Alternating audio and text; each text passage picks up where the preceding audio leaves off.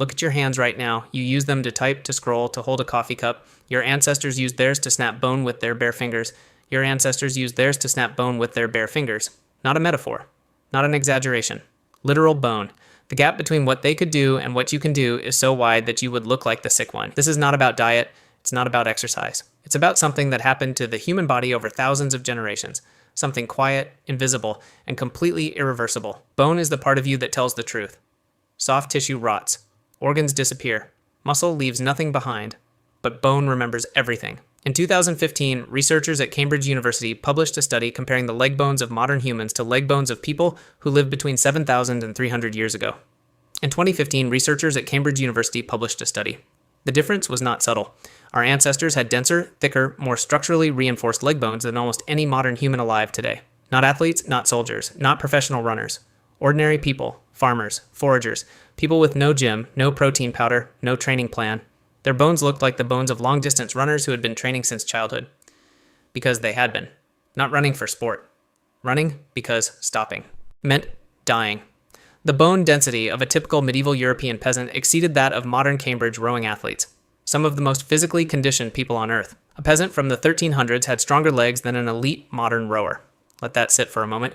Roughly 300,000 years ago, your direct ancestors were among the most dangerous things on the African savannah, not because of weapons, because their bodies were built for sustained physical output that modern humans have lost almost entirely. Anthropologists call it persistence hunting. You find an animal, you chase it, not at full sprint, at a jog, a steady, relentless jog, for hours. Most animals overheat when they run. Quadrupeds pant to cool down, but they can only pant when they're not galloping. Humans sweat. Humans have almost no fur.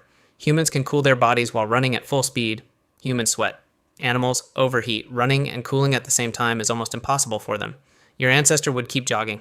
One pace, no stops. After 2 or 3 hours under a direct African sun, the animal's legs would stop working. It would collapse from heat exhaustion, and your ancestor would walk up to it and finish the job. The San people of southern Africa still do this. In 2005, anthropologist Louis Liebenberg documented a persistence hunt. The hunters ran for 4 hours and 20 minutes in 107-degree heat. No water. No shoes. No rest. Your body was built to do exactly that. It no longer can. Your body was built to do exactly that. Around 10,000 years ago, something shifted. Agriculture. For the first time in human history, your ancestors stopped chasing food and started growing it. On the surface, this looks like progress, but your skeleton didn't see it that way. The farmers were smaller, their bones were thinner, their teeth were worse. They had more infections, more signs of nutritional stress, more evidence of repeated illness. The hunter-gatherers they replaced had broader shoulders, denser spines, and significantly greater upper body strength based on the muscle attachment points still visible on their bones. A measurable, permanent reduction in human skeletal strength, not over millions of years. In a few thousand, bone responds to load. Stress makes it denser. Remove the stress, and within generations, the bone stops building itself as thick. Your skeleton is doing exactly what it was told to do. It just hasn't been told to do much in a very long time.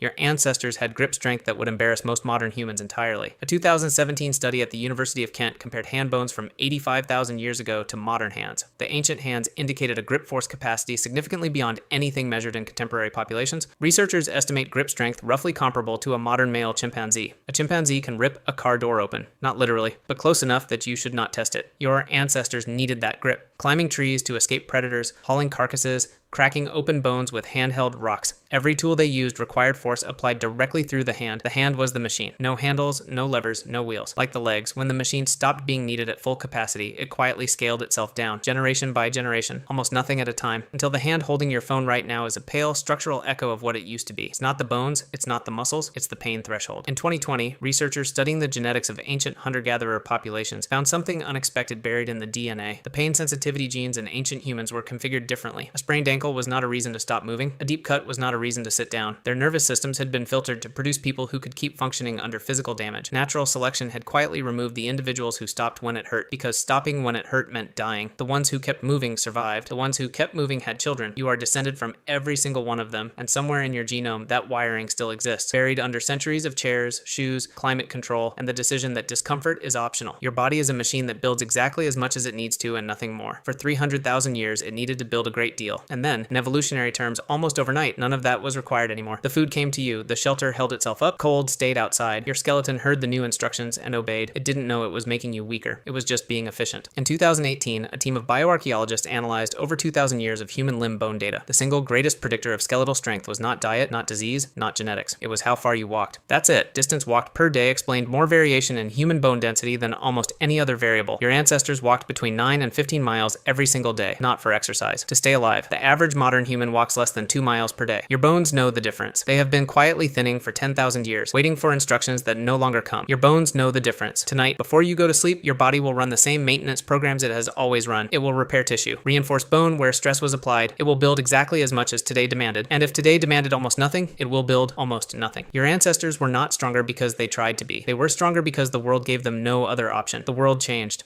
The body followed. And you are what's left.